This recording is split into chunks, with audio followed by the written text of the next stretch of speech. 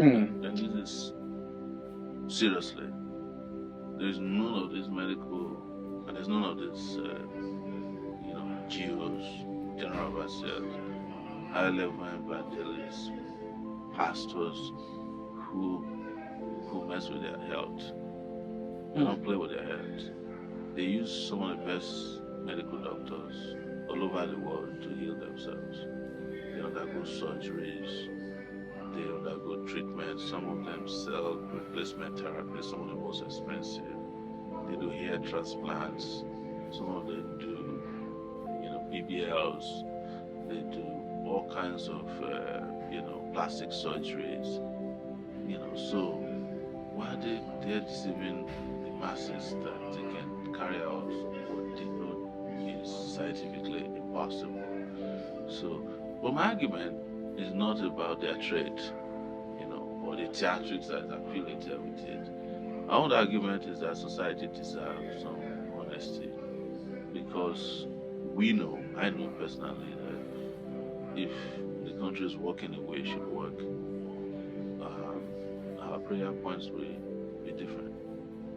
I don't want Nigerians who are praying to cure headache, who believe that olive oil made in Palestine or Italy can make you see when you know you can. I want a country where we have hospitals that are functioning such that even when some of the pastors can't see very well, they can get someone who knows how to treat their eyes to get the best treatment, such that they don't even need to go and hide when they are undergoing treatment. I know of a pastor that died, I think it's TB Joshua, when he had stroke. He didn't even go to a Christian country, he went to Turkey. Yes. He spent time in Turkey treating his stroke. He was flown there by his private jet. But I'm sure you've never heard that before, that TB Joshua was treated in Turkey for when he first had stroke. So, but part of what I had killed him was that he was hiding his sickness. So when he was supposed to go he didn't want the public to know that he had stroke. You never heard that it was made publicly available that he had stroke. And alternatively, if TB Joshua had stroke, at least our brother in Port Harcourt had the ability to cure stroke, TB Joshua would have been one of the people he could have used. He shouldn't have allowed a brother, man of God, to die of stroke. That's unfair. Yes. TB Joshua died of stroke. And we have a stroke magician in Port Harcourt who was flown to Lagos. Place his hand on TB Joshua. And we would have had TB Joshua with us today. And I've been very inquisitive. This healing magician in Port Harcourt, I wonder if his church was open or closed during COVID-19. He actually was arrested during COVID-19 and attempted to carry out a church service with 200 people. Because, during COVID, I think they were having difficulties with raising funds, of course, because people couldn't come. So on one occasion, he tried to have a church service and he was arrested for doing that. Do you think that Nigerians and Africans at large pray too much? I mean, we pray against accidents, we pray against poverty, we pray against light, power, NEPA, we pray against, we pray to pass our exams, we pray to elect good leaders, we pray for virtually everything. Do you think we pray so much in this country?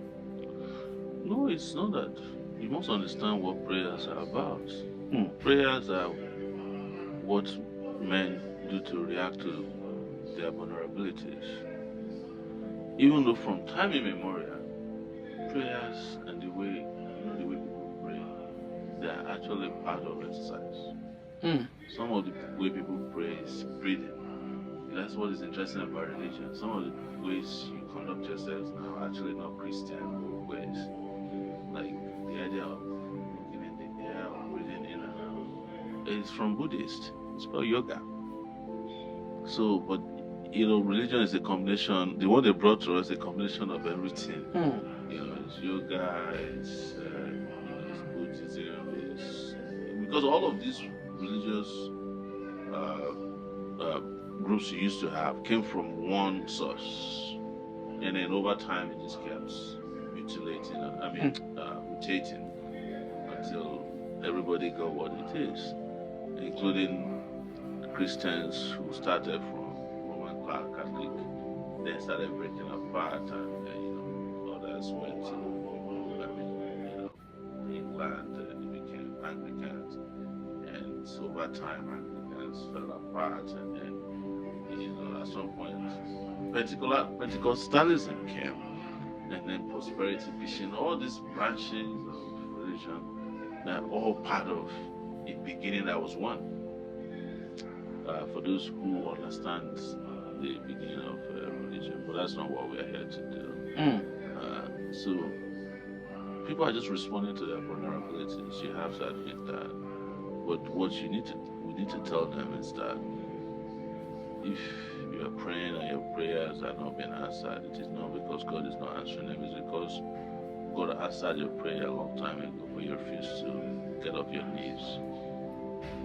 So because even when people are praying, where do they look up to? The sky. The sky. But who told them that God is in the sky? I mean, religion has taught us that God is everywhere. Exactly. So why are we not looking down? Why are we not digging to find God? Because science told that if you keep digging this ground, you find yourself in another part of the world. So they just capitalize on these vulnerabilities. I mean, people who manipulate and then distract them from social political issues. You see, if the number of people who pray for light every day decide to go to NEPA office one day, light can be restored for 10 years. You know that? Because the people who are managing NEPA started destroying the electrical system or grid for their own personal greed. So if we had taken them on 30 years ago, we would not be praying for NEPA now. If you are taking on do you know that Lagos State used to have water, public water works. But when they started this bottling of water, they destroyed it. Do you know that we used to have some of the best schools in this country, best hospitals? But because people didn't want health care for all, they destroyed it. And now, look at how the churches look. Look at how the hospitals look. Look at how the public schools look. Look at how the private schools look. Because people destroyed it so you can pray for it. And they know that as long as you are praying for it, you are not going to confront them for destroying your lives. So it's complete distraction from social political uncertainty here. In other parts of the world, including where religion emanated and originated from, they don't pray about so many things anymore. In fact, it's been predicted that those who invented religion and transferred them to us are no longer, may not practice it in the next 50 years. They're abandoning what they sent to you because they knew what they did. That it was their way of taking your senses and replacing it with their own feelings. So what you're saying is that religion has contributed significantly to the underdevelopment of Nigeria and Africa at large? I would say with absolute certainty, yes.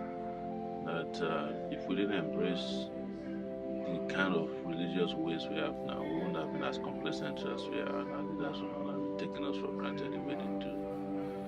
And we would have solved a lot of our problems just by not letting religion take us away from the solutions to our problems.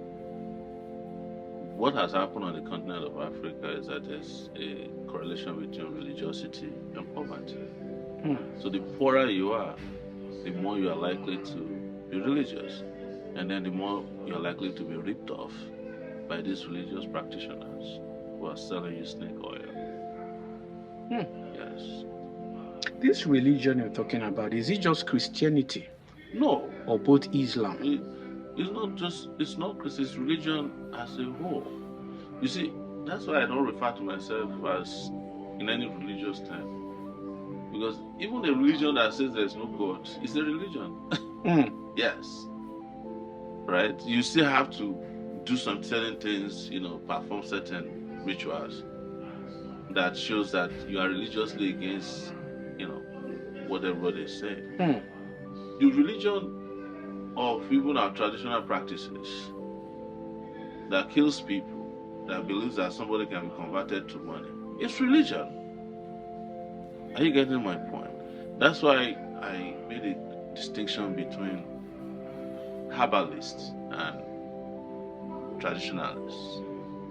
Are you getting my point? A herbalist, in my view, is a person who understands plants that carry herbal powers or usage and that can be used to cure people. And that's where medicine came from. There's virtually no medical treatment you have today that did not emanate from the earth or plants or animals.